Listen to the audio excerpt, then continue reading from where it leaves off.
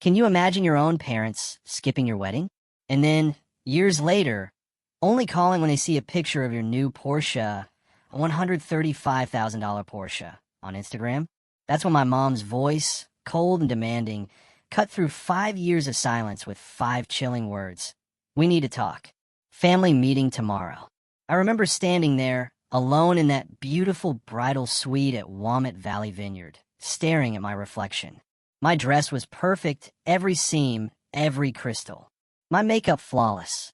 The white roses in my bouquet sat on the vanity, waiting. But all I could do was check my phone. 14 times in 20 minutes. Nothing from Mom. Nothing from Dad. Not even a text from my brother, Logan. Then Martha, my wedding planner, poked her head in.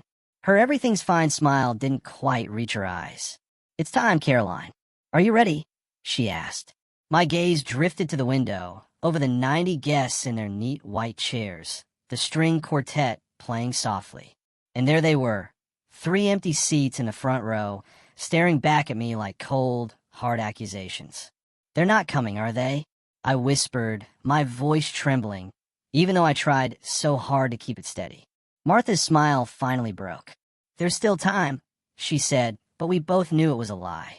I just took a deep breath, smoothed the silk of my gown, and said, "Let's go." The garden doors opened, and all 90 heads turned. I felt their sympathetic gazes, these little pats of pity that made my skin crawl. Whispers followed me down the aisle. Some guests offered encouraging smiles, but they just made the hollow feeling in my chest spread even wider. My focus zeroed in on Ethan. Waiting at the altar, his eyes locked on mine. The love radiating from him was almost enough to push away the memory of my mother's voice just 3 days earlier. "We'll try, sweetie. Logan's firm has an event that weekend." Her tone was so dismissive, like I was asking her to decline a casual lunch, not my only daughter's wedding. "I can pay for the flights," I'd pleaded, desperation clawing at my throat. "The hotel. Anything, please, Mom." And then, in the background, Dad's voice, loud enough to cut through the phone. "Tell her we're busy now." One foot in front of the other. I forced myself to breathe. In, out, one step, another. I would not cry.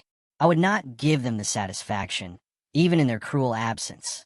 When I finally reached Ethan, he took my hands.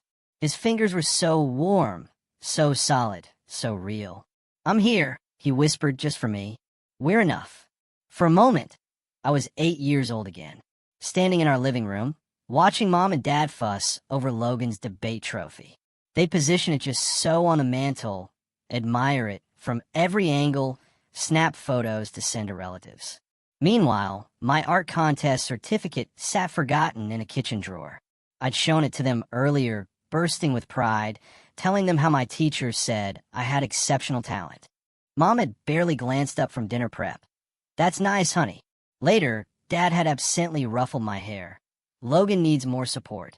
He's going places." He'd said it when I asked why they went to all his events but missed my art showcase. "You understand, don't you, Caroline?" And Mom, never missing an opportunity, would chime in, "Why can't you be more like your brother? He focuses on what matters." I tried harder after that. Academic awards, college scholarships, business success. Each achievement was a desperate, exhausting attempt to finally turn their heads in my direction. Each one met with a distracted nod, if acknowledged at all. The ceremony continued around me. I said my vows, my voice growing stronger, more sure with each promise. "I choose a future based on seeing each other clearly," I told Ethan. Those words carried so much more weight than anyone else could know, but he understood. He always did.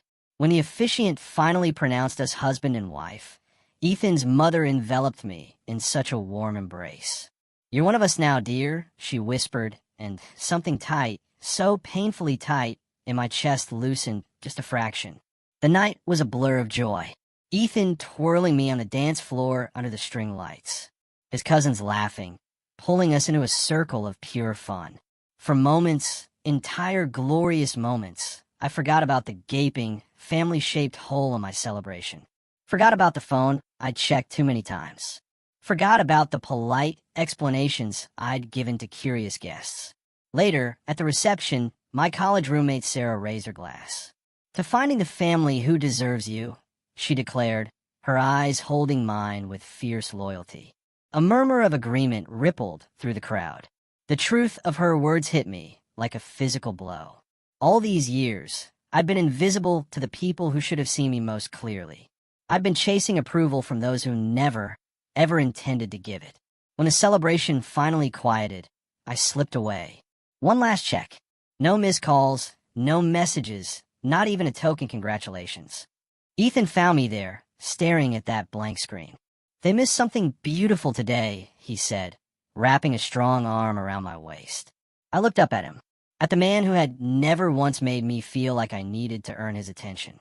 I thought of his family, who welcomed me without reservation.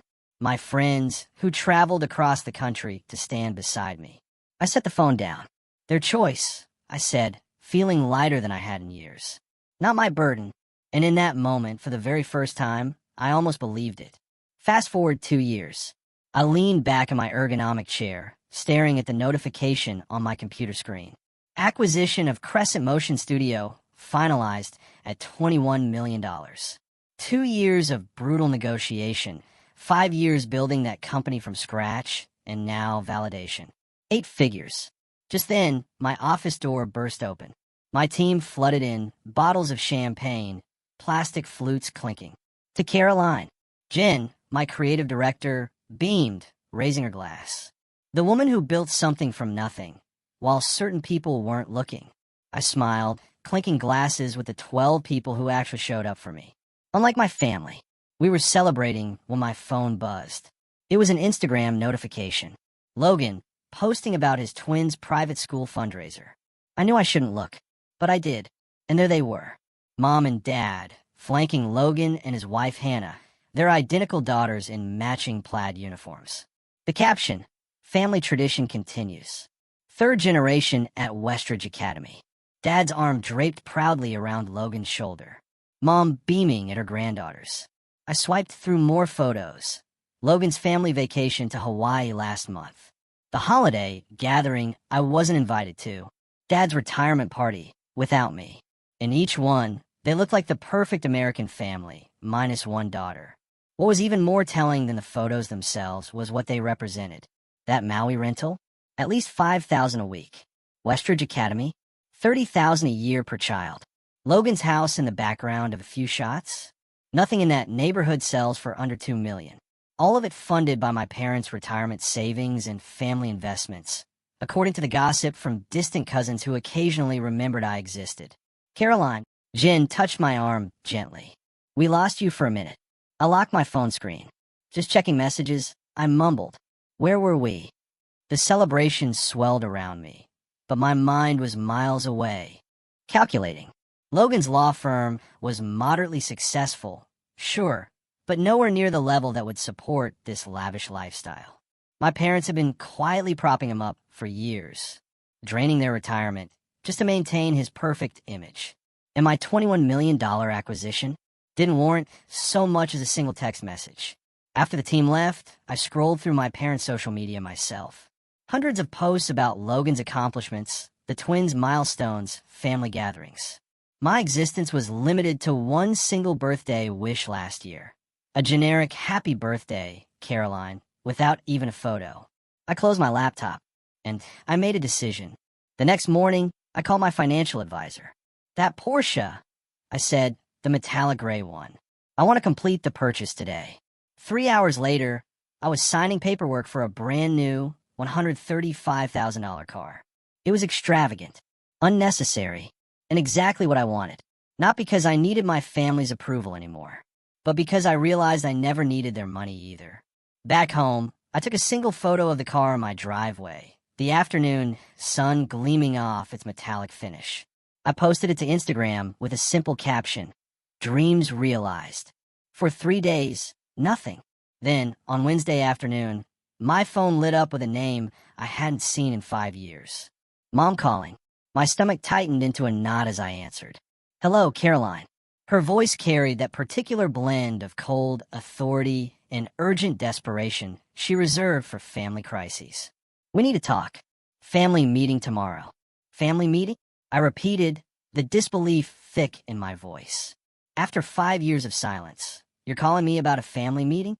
This is important, she insisted. She paused, and I heard Dad's voice a little too loud from the background. Tell her it's important. What's important? I shot back. My wedding wasn't important. My business wasn't important. What exactly matters now? Mom's voice tightened. It's complicated. Financial issues. We need to discuss it as a family. Oh, of course. They'd seen the car. They knew about the acquisition. Now, suddenly I was family again. Tomorrow at 2, I said, and hung up, before I could change my mind. The next morning, I slid into my new Porsche, the cool leather seat a stark contrast to the heat rising in my chest. The drive to my childhood home took 40 minutes. 40 minutes to replay every birthday celebrated without me. Every achievement unacknowledged. Every holiday spent alone while they gathered without me. I parked in a circular driveway, my metallic gray Porsche looking starkly, beautifully modern against their traditional colonial. For a moment, I just sat there, hands gripping the steering wheel. The last time I'd stood on that porch was 6 years ago, announcing my engagement to Ethan. Mom had nodded politely. Dad had checked his watch, repeatedly, clearly waiting for me to leave. They'd never needed me before. Why now? My phone buzzed. A text from Ethan. Remember who you are? Call me if you need extraction. I smiled despite myself. Another notification. An email from Naomi Blake, the investor who believed in Crescent Motion when no one else would. Your worth isn't measured by those who couldn't see it. A final alert. My assistant, confirming tomorrow's meetings. Don't let them take too much time. You have the production review at 4. Okay, Caroline. Come on. I took a deep breath, remembering my therapist's words from last week. Boundaries aren't punishments, they're protection. I straightened my shoulders, feeling a new kind of strength, and stepped out of the car. Before I could even knock, the front door swung open. Mom and Dad stood there, their expressions shifting from annoyance to outright shock as they took in the Porsche gleaming behind me. You've done well for yourself, Dad said. Not hello. Not I've missed you. Just an assessment of my financial worth. Yes, I replied simply. No hugs, no warmth, just transaction. They led me to the dining room table where Logan and Hannah already sat, their faces a carefully crafted study in concern. Caroline, Logan nodded, as if we'd spoken last week, not 5 years ago. Let's get straight to business, Dad said, already pulling out financial folders. I remained standing, my purse strapped tight in my grip. It was the only outward sign of the absolute turmoil churning beneath my calm exterior. No, I said, my voice steady. First, I'd like to know why I'm suddenly important enough to include in family discussions after being excluded from everything else for years. Mom and Dad exchanged nervous glances.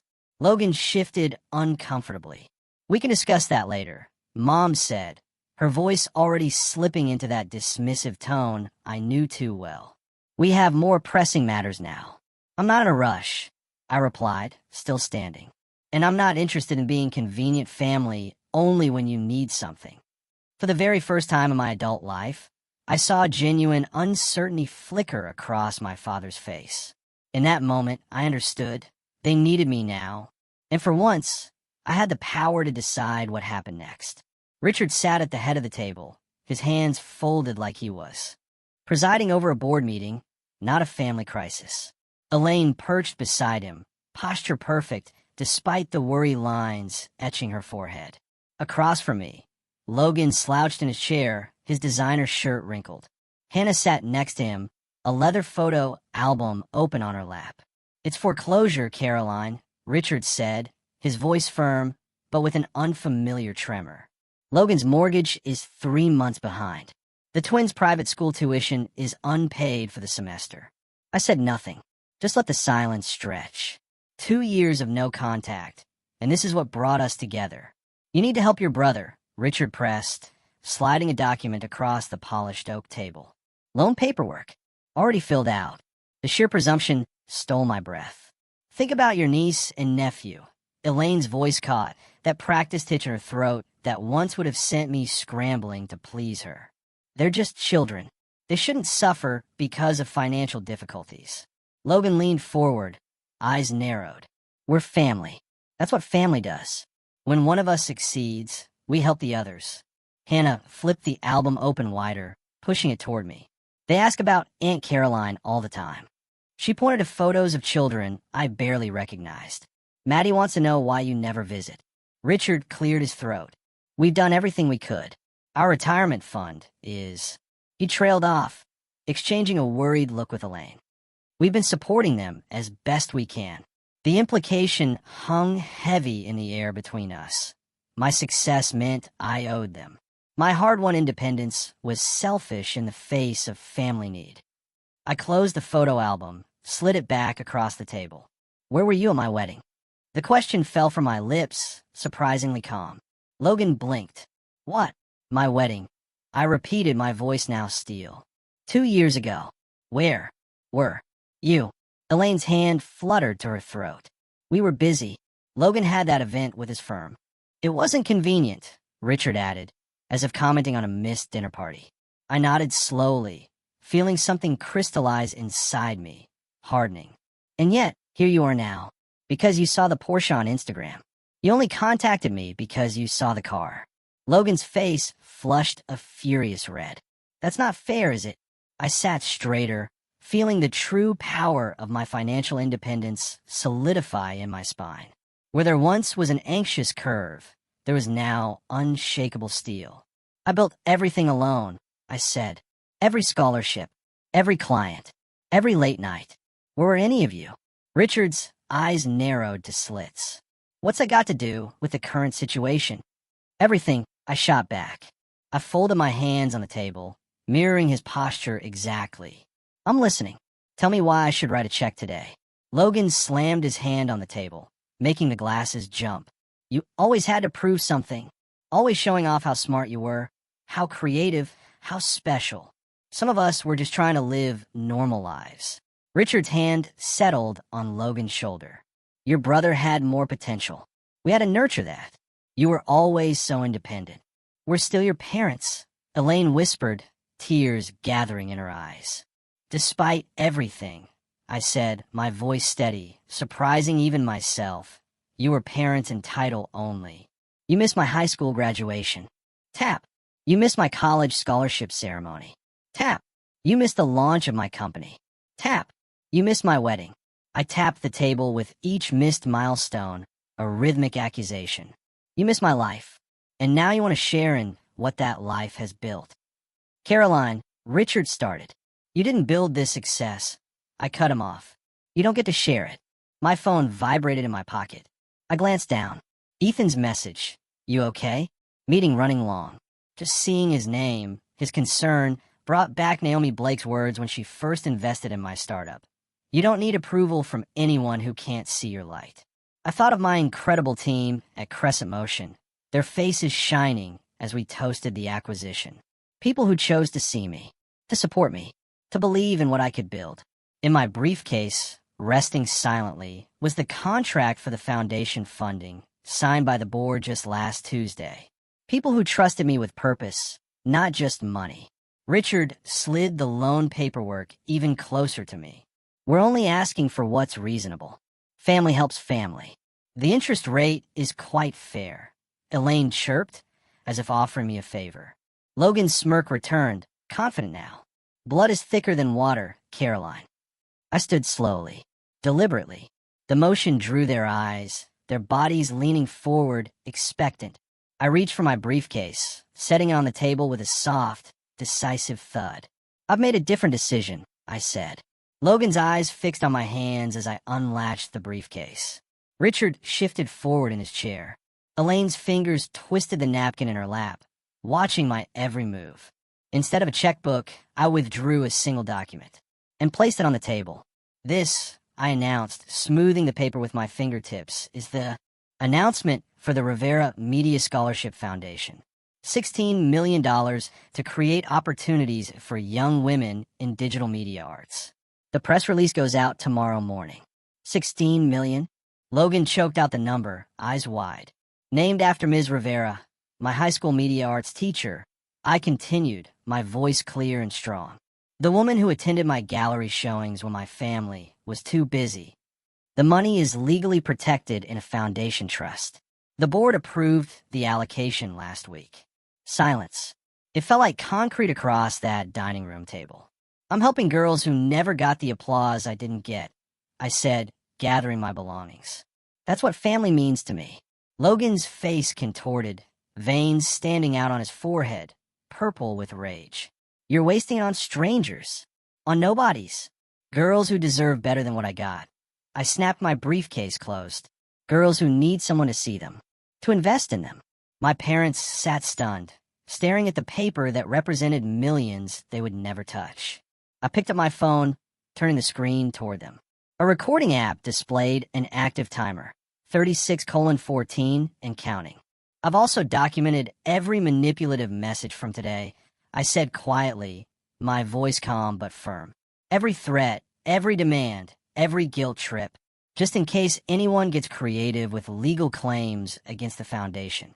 I walked toward the door, my footsteps echoing in the stunned silence behind me. I heard Logan's chair scrape back violently. You can't just leave. His voice cracked, desperate. We need that money. I paused at the threshold, not turning back. No, Logan. What you needed was to show up. At my graduation. At my company launch. At my wedding. I placed my hand on the doorknob. But that opportunity has passed. The door closed behind me with a soft, decisive click. A sound that echoed like pure, unadulterated freedom. The Porsche surged beneath me as I drove away from my childhood home. My knuckles, which had been white, relaxed on the steering wheel. The further I got, the steadier my hand became. I pressed the call button on my dashboard. It's done, I told Ethan when he answered. They showed exactly who they are. How bad was it?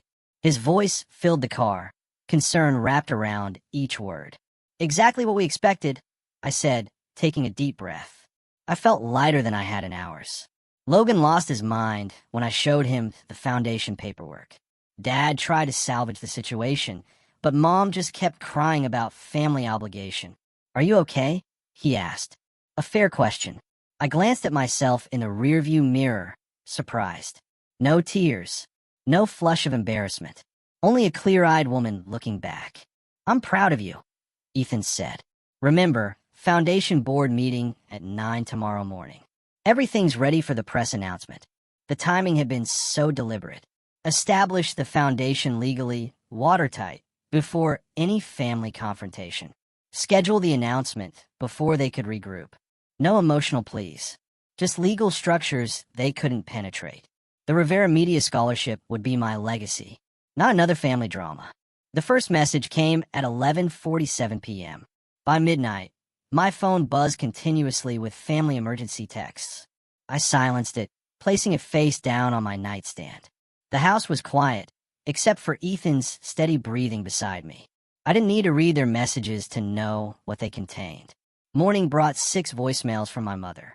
Her tone progressed from weepy pleas about family unity to sharp accusations of betrayal, culminating in threats about what people will think of a daughter abandoning her family in their time of need. You've dealt with worse, I told myself, applying mascara. The morning routine grounding me. My Navy suit, the one I wore when signing the acquisition papers, hung ready on the closet door. I was ready.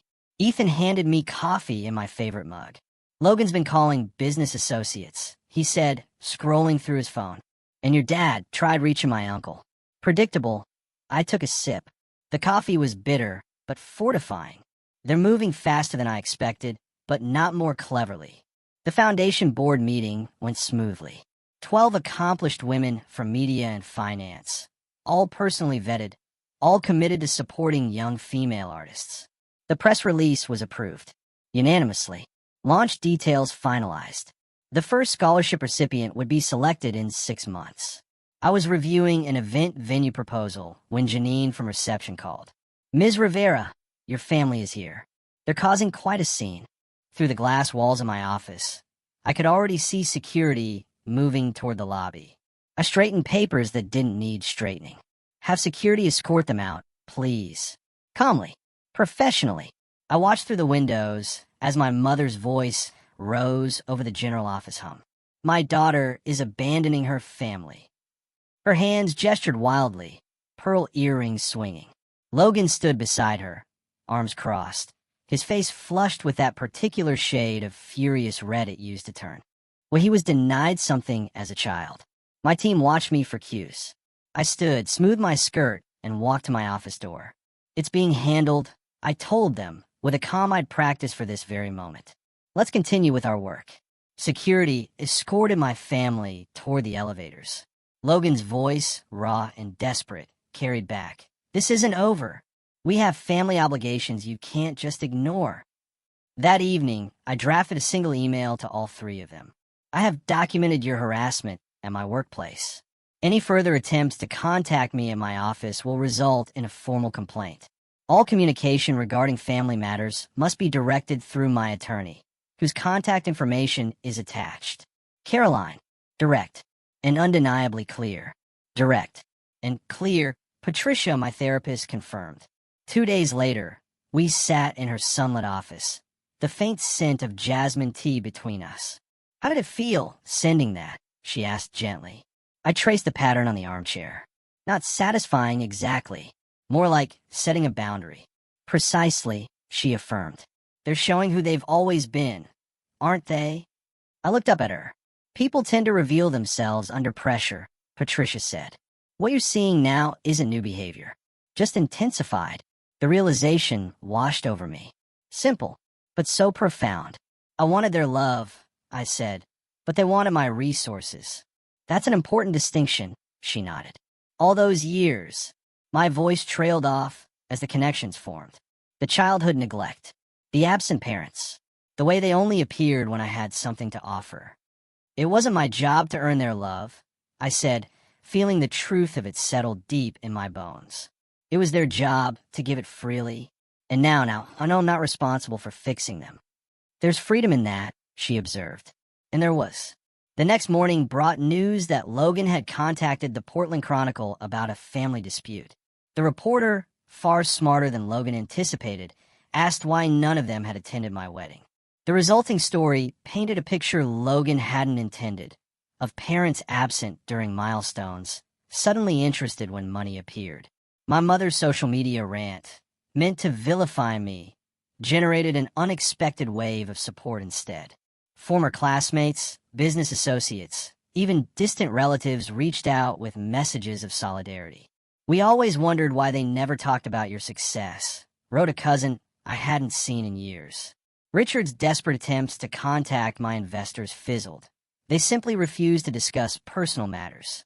The community rallied around the Scholarship Foundation instead, with applications already pouring in months before the official launch. The Portland Business Journal requested an interview about the foundation. I agreed, setting clear parameters. We would discuss the scholarship's purpose and impact, not family matters. You've built an impressive career, the reporter, Dilea Warren, noted. Crescent Motion's acquisition was one of the biggest tech stories last year. Is your family proud? The question hung between us. I could dodge it, redirect to safer territory. Instead, I met her eyes directly. My success was built without family support. They weren't at my wedding, my graduation, or when I sold my company. Dilea's pen paused. That provides interesting context for the foundation's mission. Later that week, the article appeared with the headline, Self-Made Success Creates Legacy of Support. The contrast between my generosity and my family's staggering entitlement became the undeniable public narrative. And when news of Logan's house foreclosure broke days later, the community connected the dots without me saying a single word. Ethan quietly handled increased security protocols at our home. My business team managed communication strategy, filtering the noise, prioritizing the foundation work.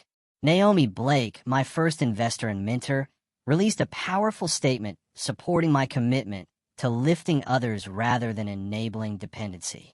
My college friends formed a protective circle, filling our calendar with dinners and events that left no room for dwelling on family drama. Patricia provided anchoring during our weekly sessions. This united front became its own kind of family. Chosen, intentional, supportive. 2 weeks after that confrontation, I received the Business Leadership Award from the Women in Media Alliance. Standing at the podium, Looking out at faces that genuinely celebrated my success, I realized it. The tables had completely, irrevocably turned. My parents' retirement plans? Delayed indefinitely. Hannah's social position in her precious country club circles? Eroding with their financial collapse. Logan's twins? Transferring to public school next semester. Meanwhile, the foundation thrived, generating positive coverage that spread far beyond Portland. The story resonated, not because I sought revenge, but because I chose to transform pain into purpose. The scholarship committee has selected 3 finalists for the first award, Janine told me, placing the portfolios on my desk. They'd like your input by Friday. I opened the first file, began reviewing the work of a young woman whose teacher noticed her talent when no one else did. The circle completed itself, healing through action rather than looking backward. Family, finally defined by what it does, not what it claims to be. For the first time in my life, I felt truly seen. In the weeks that followed, the attempts at manipulation continued. I deleted the 4th voicemail from Aunt Meredith without listening past her plea of, "Everyone misses you, Caroline." The Thanksgiving invitation sat in my email inbox. Its subject, line a transparent, desperate attempt. Family needs to be together. My phone chimed with a text from my cousin Drew. "I don't understand this rift between you and Uncle Richard. Can't you just talk to them?" Of course, he didn't understand. He wasn't at my empty wedding. He hadn't witnessed 20 years of invisibility. A letter arrived yesterday from Mom, her elegant handwriting unmistakable. "We always believed in you," she wrote, as if rewriting our entire history. That envelope sat half-burned in my fireplace, its edges curled and blackened like the lies it contained. Dad called my office directly last week. "We need to clear the air," he'd said, his voice completely lacking any acknowledgement of what they'd done. My assistant, following strict instructions, told him I was unavailable. Permanently. The final straw came when Logan sent the twins to my office with handmade cards. "We miss Aunt Caroline," they read, in childish handwriting I knew wasn't theirs. The manipulation was so transparent, it made my stomach absolutely churn. They're using every emotional lever they can find. Ethan observed that evening, examining the cards on our kitchen counter. They're desperate. I flipped through the week's collection of attempts, but they still haven't actually apologized. The family attorney called next, his voice professionally neutral. "There are moral obligations to consider, Caroline. Family ties carry certain responsibilities." The implication was clear. I was the villain in their story, the heartless daughter who abandoned her struggling family. Pastor Wilson from the church I'd stopped attending years ago left a voicemail. "Your parents are deeply concerned. Perhaps we could meet to discuss reconciliation." 2 childhood friends, neither of whom I'd spoken to in a decade, suddenly reached out. "Your parents seem so heartbroken," said one. "The holidays are for forgiveness," said the other. And then Logan's wife, Hannah, emailed photos of the twins in Halloween costumes. "The children ask about you constantly." I nearly threw my phone across the room. "They're framing this entire situation as my responsibility," I told my therapist during our weekly session. "My forgiveness, my duty, my failure to be the bigger person." "And how does that make you feel?" she asked, her eyes steady on mine. Angry, I admitted, but also validated. They wouldn't fight this hard if they weren't afraid of losing control. The foundation selection meeting provided an unexpected challenge. The committee recommended a scholarship for Maya Harrison, a 17-year-old filmmaker whose application video showed remarkable talent and a painful familiarity. "She reminds me of myself," I told Ethan that night. Quiet, determined, overlooked. I watched her interview video again. Maya's eyes held the same weariness I saw reflected in my own wedding photos. She talked about finding her voice through filmmaking when her family couldn't hear her. What if I'm wrong to cut them off completely? The question slipped out before I could stop it. Ethan sat beside me on the couch. "What brought this on?" "Maya," I said, "if I'm telling these girls to find their strength, and I'm modeling that by running away from my family, is setting boundaries running away?" Ethan asked gently. I considered this. "No, boundaries aren't abandonment. What would you tell Maya if her family treated her like yours treated you? He pressed. The answer came easily. I'd tell her she deserves people who see her worth. The Thursday before Thanksgiving, I hosted dinner at our home. Our dining room table extended to accommodate everyone. Ethan beside me, Naomi across from us, my incredible business team scattered between. Maya sat at the opposite end, her scholarship certificate framed proudly on the sideboard behind her. Our home glowed with a warmth my parents' house had never possessed. Candles flickered in silver holders. Laughter rang against the ceiling. No one here needed to prove their worth to be seen. I raised my glass. To those who see us as we are. The toast echoed around the table. My phone stayed off, notifications silenced. The meal unfolded in a perfect rhythm. Conversations flowing without the suffocating undercurrent of judgment I'd grown up with. Over dessert, I announced the Foundation's new mentorship program. I'll be personally involved with each recipient, I explained. We're creating connections that matter. Maya's eyes widened. You'll be mentoring us yourself? Every step of the way. I smiled at her. This foundation isn't just about money. It's about building something meaningful together. Naomi nodded approvingly. You've created structures that can't be interfered with. The foundation's independence is legally secured, I confirmed. Its success will be measured by impact, not approval.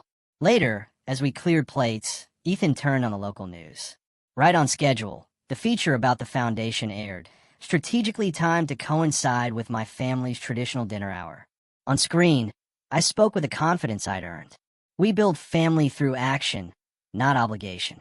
The report transitioned to financial analysis, contrasting the foundation's transparent governance with examples of mismanagement, including a not-so-subtle reference to Logan's business failures. Maya watched, transfixed.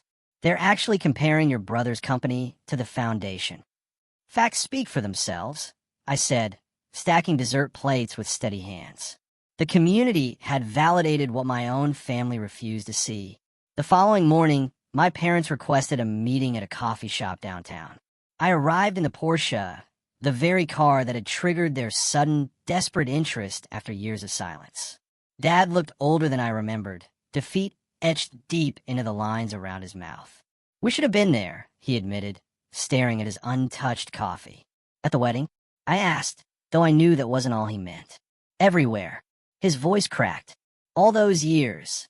Mom's eyes shimmered with unshed tears. How can we fix this? The question hung heavy between us. 3 months ago, I might have desperately grabbed at this opening, starving for any acknowledgement. Now, I felt only calm, unwavering clarity. Some things can't be fixed, I told them. Only accepted. Mom flinched. I'm not closing the door forever, I continued. But I need accountability, not convenience. I'll consider limited contact after you both start therapy. That's unnecessary, Dad began, the old dismissiveness already rising in his voice. It's non-negotiable, I said, sipping my tea. The warmth spread through my chest, a quiet, unshakable certainty. They exchanged glances, the silent communication of people who had never, ever expected consequences for their choices. Logan's financial collapse had stripped away their illusions of his superiority. My success existed utterly beyond their reach. The foundation thrived, gloriously independent of their approval. When they left, no agreements had been made, no concessions offered. I watched them walk to their car, a sensible sedan now, the luxury vehicles long gone. I drove away without looking back. Freedom, replacing obligation in every beat of my heart. The foundation awaited. Maya's project needed review. My chosen family expected me for dinner. For the first time, I was moving towards something instead of away from someone. And that, I realized, made all the difference. A year later, I stood in the sunlit studio of the Crescent Foundation, watching Maya adjust her camera settings. The morning light filtered through the tall windows, casting golden patterns across the polished hardwood floor. This office, my office, had replaced the childhood bedroom where I once dreamed of being seen. Every single element, from the ergonomic chair to the awards displayed without apology on floating shelves, I chose deliberately. Nothing inherited, Nothing tainted by obligation or guilt. I've finished the final cut of my documentary, Maya said, straightening up, her face glowing. Would you watch it with me? We moved to the editing bay, where her project played on the high-definition monitor. The documentary followed 3 generations of women in a rural Oregon family, their struggles and resiliencies beautifully captured through Maya's lens. Watching her work, I felt a swell of pride entirely different from anything I'd known before. This wasn't about me. It was about what she had created, what she would continue to create. When the final credits rolled, Maya turned to me, tears brightening her eyes. "You're the reason I believe I can do this," she said, wrapping her arms around me in a spontaneous, heartfelt hug. I thought of Miss Rivera, how she recognized something in me when my own parents couldn't be bothered, how her quiet belief had sustained me through years of heartbreaking family indifference. Now, the cycle continued, not of neglect, but of genuine, powerful support. Later that week, I stood at the podium of the Portland Arts Center, accepting a Community Leadership Award. The audience applauded, a sea of faces turning toward me with genuine appreciation, not pity. Ethan sat in the front row, beaming with unrestrained pride. There were no empty seats causing me pain tonight. No phantom family members I wished were here. Every single person in that room saw me, truly saw me for who I was. "Thank you," I began, my voice steady strong. This journey began in invisibility and has led to impact. For years, I measured my worth by the approval I couldn't earn from people who refused to give it. I paused, letting my gaze sweep across the room. Now, I measure it by what we build together. The standing ovation washed over me like a cleansing wave. My therapist called it post-traumatic growth. That strange peace I'd found after accepting that some wounds never fully heal. I maintained careful, firm boundaries with extended family. Holiday gatherings now centered around chosen family. Celebrations filled with genuine joy rather than dread. Ethan and I had established our own traditions. Naomi's retirement party at the foundation last month had brought together the very circles of support that lifted me when blood ties failed. The emergency fund for students facing financial hardship, my latest project, ensured that talent wasn't crushed by circumstance. I understood now what these young women needed, because I had lived without it, unconditional belief in their potential. Driving home through Portland in my Porsche, I passed the coffee shop where I once edited videos on a borrowed laptop. Through the window, I caught a brief glimpse of my parents walking on the sidewalk. Our eyes met. Briefly. I didn't stop. There was no pain in that moment. Only peaceful acknowledgement. They had taught me what love isn't. Ethan and my work taught me what it is. Tomorrow, Maya would set up for her next project. I'd be there, camera in hand, showing her techniques I'd mastered over years of making myself visible. Because family isn't just who raises you. It's truly, deeply who lifts you. This story really changed my perspective on what family means. I'd love to hear your thoughts. Have you ever had to draw a hard line with someone you love? What did you learn?